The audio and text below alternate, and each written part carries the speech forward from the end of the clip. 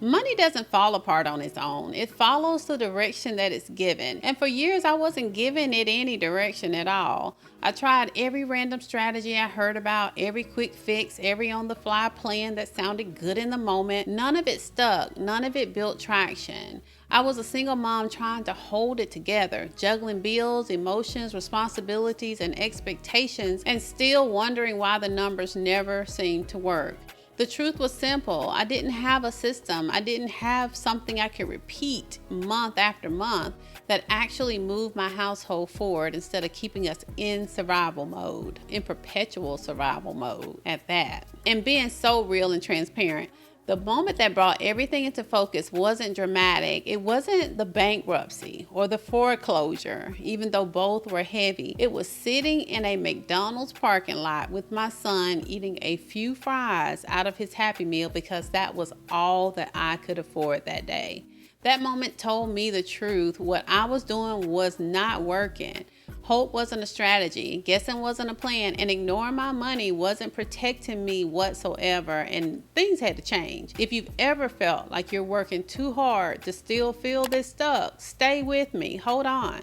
There's a way forward, and it's a lot simpler than you think. Now, women carry a different kind of financial weight, okay? You're expected to stretch, adjust, absorb, and figure it out, while still keeping everyone else afloat. For years, I organized everything in my life except my money. Bills stayed in piles, decisions were made in my head. Basically, there was no written plan. And I kept promising myself that I'd figure it out next month. I'll spend some time on it next month and then I'll figure out something. I'll come up with something. But next month never came. What finally changed wasn't a bigger paycheck or a lucky break, though I would have took both of them things. It was realizing that I needed a plan that worked in real life, not a complicated system that someone else swore would change my life. When I found the 50-30-20 spending plan, it was the first structure that didn't make me feel boxed in. Zero-based budgeting was just too rigid for me. You know that plan, every dollar accounted for on paper, but none accounted for the unpredictability that was happening in my life. The spending plan gave me room to breathe while still giving me clear direction. And once I paired that with weekly money check-ins and automation, things started moving in the right direction for the very first time. Get clear on what's actually happening with your money. We are going to continue to beat this dead horse. I avoided my money for years because I was afraid of what I'd see. I lived off assumptions. I told myself the problem was I didn't earn enough. Now, that might have been partially true though, but I also told myself the numbers were just impossible. I told myself I already knew what the problem was. But the first time I sat down with my actual bank statements, I realized something that was actually kind of surprising. Once I really looked at things, I found that I had more money than I thought. Now, no, I didn't realize, oh my God, girl, you rich. No, what I'm saying is that when I looked at my money, it wasn't as bad as what I had made it out to be when I just ignored my money, okay? So I just wasn't managing what I had is what I found out. You cannot fix what you refuse to look at. When you're guessing your way through your finances, everything feels unstable. Money leaks out through convenience spending, impulse decisions, late fees, or just simple forgetfulness because life be life and you're busy. And every month feels like starting from zero. When I finally faced my numbers honestly, I saw the patterns that were draining my progress. I want to break down just for a little bit exactly how it works. Pull your last 30 days of transactions. Sort them into simple categories: bills, food, debts, extras, just the truth on paper. When I did this for the first time, it felt like someone turned the lights on in a dark room. I could finally see what's actually happening instead of living off of guesses. And seeing the truth doesn't just reveal the problem, it also reveals the opportunities. You start noticing subscriptions that you forgot about, grocery spending that could be tightened in certain areas, or late fees that you could have just avoided altogether. You may even notice income patterns that help you plan better. The goal isn't to judge yourself. The goal is to understand where you stand so you can take the next step with confidence. I also learned quickly that money clarity creates emotional clarity. When I knew the numbers, I stopped waking up with that background stress humming in my head. I stopped feeling guilty about every purchase that I made. I stopped guessing whether I could afford something or not. Seeing the real numbers is uncomfortable at first anyway, but it gives you something far more valuable than comfort. It gives you control. Build a spending plan that you can actually stick to. Once I understood where my money was going, I needed a plan to tell it where to go. But I knew myself well enough to know I wasn't going to live inside of a restrictive, hyper detailed type of budget. I needed something structured without feeling controlled by it. The 50-30-20 spending plan was the first approach that fit how I actually lived. It let me handle responsibilities, enjoy my life, and still build my goals without pressure of feeling off track every time something came up. Most women are running entire households just between their two ears, just in their heads. A spending plan takes the pressure off your memory and it puts it onto paper or the spreadsheet if that's your vibe. I like a spreadsheet too. I understand the spreadsheet slander sometimes. I like a good spreadsheet too. It stops the cycle of reacting and helps you start directing. When I started using the spending plan, I realized that I had room to build, save, and grow. I just wasn't organizing any of that stuff. So here's how it works.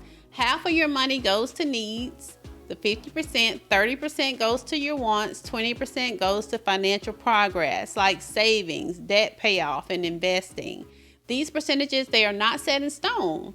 Adjust them to your area's cost of living because times have changed and cost of living has gone through the roof. We know this. So you might need to do a 60-20-20 type split or a 70-20-10 type split. Change up the percentages to fit your life. It sounds simple because it actually is, and simple is exactly what works long term. I think we probably all tried complicated a time or two, thinking that must be the answer, and we found that didn't work for us either. Simple is exactly what works long term. I put my bills on a calendar, matched them to my paychecks, and stopped being surprised by expenses that I already knew were coming up. The other advantage of a spending plan is that it creates predictability. When you know your categories and your limits, you stop making emotional decisions with your money. You stop overspending during stressful weeks because your system gives you a clear framework. And when unexpected expenses show up, you have a plan for adjusting instead of spiraling because you finally have a little room in there to breathe. Another thing I noticed quickly was how much mental energy the spending plan saved me.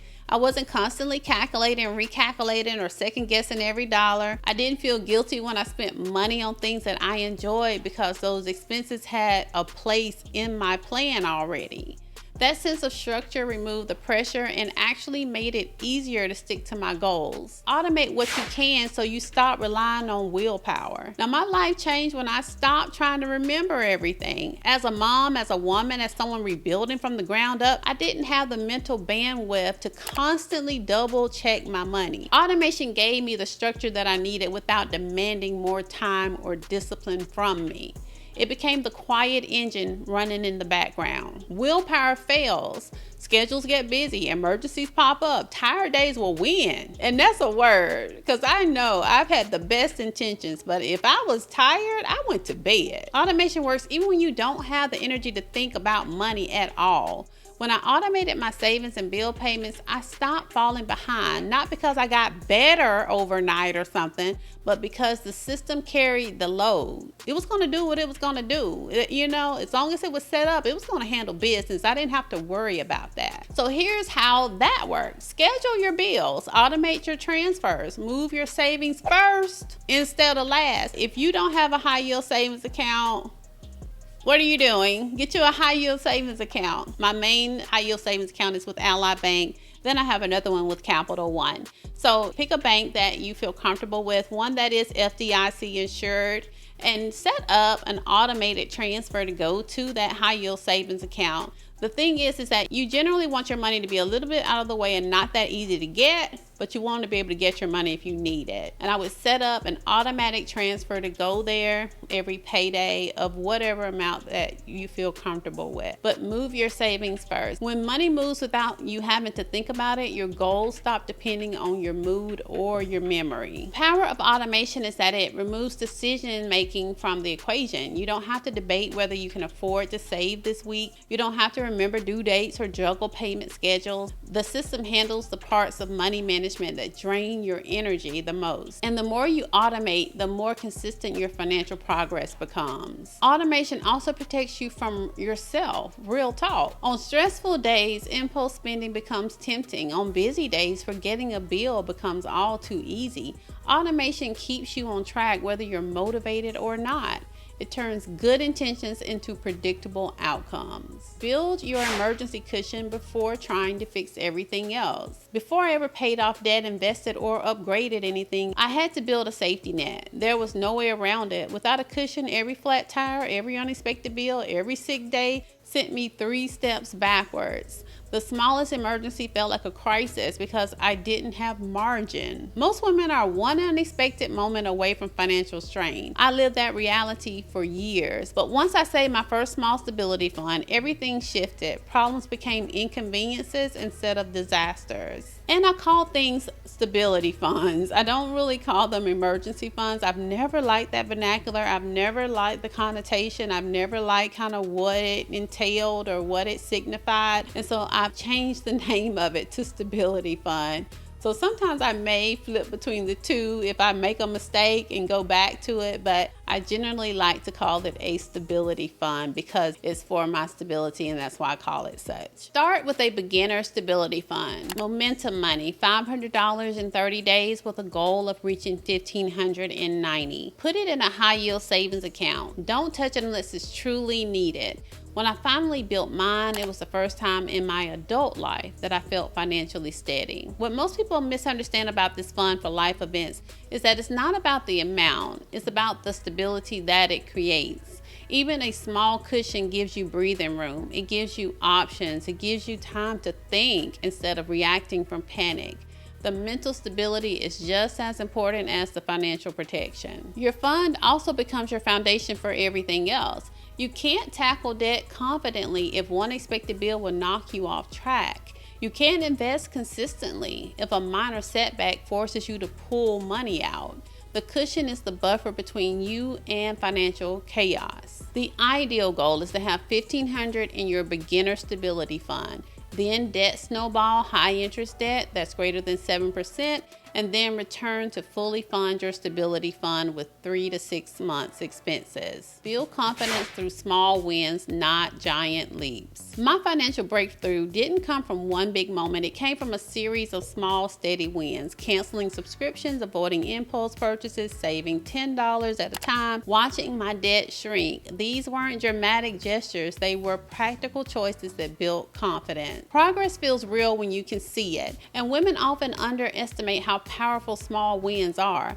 Every small step I took rebuilt my sense of control. Every win proved that I wasn't stuck. I was building something. Choose the smallest win you can create this week. Something achievable, something measurable, something you can look back on with proof that you're moving forward. Small wins aren't just encouraging, they are strategic. They build consistency. They help you replace the old habits with better ones. They keep you engaged long enough to see results. And they build a foundation of confidence that makes the bigger steps feel possible. Another thing I learned is that small wins teach discipline without overwhelming you. When you start small, you're more likely to keep going. Those little changes, they stack over time, and eventually they reshape your entire financial story. Real talk. Let's bring this down to earth. Most people think money stress comes from one big dramatic event, but it's usually something small that wakes you up. For me, it wasn't the bankruptcy paperwork, and it wasn't the foreclosure notice,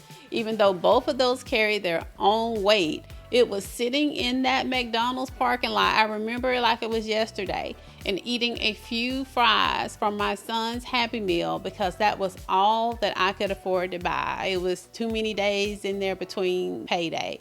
That moment made everything clear. I needed a plan, not hope, not guessing, not reacting, a real freaking plan. I was tired of playing. We walked through why women struggle with money and how to turn things around. I shared the moment I knew I had to change and the simple system that helped me rebuild my financial life from the ground up. Oh my God, out the mud. When you face your numbers, build a real spending plan, automate your progress, create your stability cushion, and stack small wins, You're not just surviving, you're moving forward. This isn't theory, it's the exact path that I took. If you're ready to stop guessing and start building a system that actually works, grab my free starter guide. It lays out the same steps that I use to rebuild my finances, support my son, and create stability I had never seen before. And it's straightforward, practical, and built for real life. Click the link in the description and get started today. Please like, comment, subscribe, and share this with a friend that this can help. You don't need perfection. You just need a plan that finally puts you back in control. You're building something remarkable, and this is your money era.